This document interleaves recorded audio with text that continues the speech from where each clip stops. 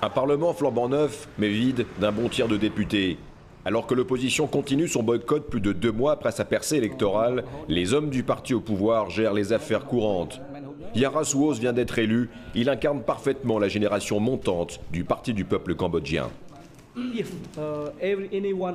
Nous, les députés qui avons la volonté et surtout la chance de mener le pays, nous devons le faire aller de l'avant, dans la paix. Il ne faut pas le faire dans la violence. La crise politique mine le pays depuis de nombreuses semaines. Mais ce jour-là, dans tout le Cambodge, c'est la pause, le jour des morts, un moment de recueillement général. Comme tous les Cambodgiens, Yara, le jeune loup du parti au pouvoir, se rend à la pagode, à la campagne avec sa famille. Aujourd'hui, on ne devrait pas parler politique, théoriquement. Vous voyez ces affiches de campagne, on ne les a pas enlevées.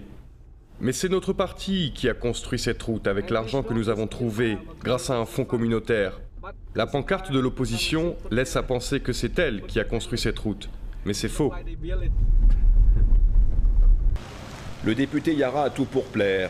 Brillamment diplômé de plusieurs universités prestigieuses, il est ce nouveau visage que le parti au pouvoir depuis 3 décennies voudrait montrer, pour balayer les accusations de népotisme, de corruption, de clientélisme. Mais dans les campagnes, décidément, les habitudes ont la vie dure. Nous sommes dans la province de Kandahar, une circonscription très disputée aux dernières élections. Cette visite à la pagode est aussi et surtout une tournée pour remercier les fidèles du parti.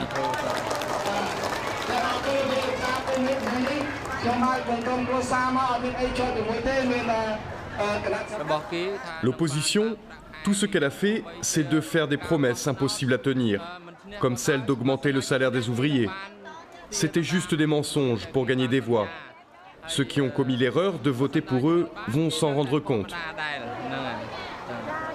La force du parti au pouvoir, c'est son ancrage dans tout le pays, ses relais électoraux bien huilés. Aujourd'hui, Yara n'est pas venu seul, 2 généraux de haut rang sont avec lui, et ce n'est pas un hasard. L'opposition dupe la population. Non seulement ils disent qu'ils jouissent du soutien populaire, mais ils laissent aussi entendre qu'ils ont l'armée avec eux. Tout cela ne fait que créer un climat de tension dans notre société.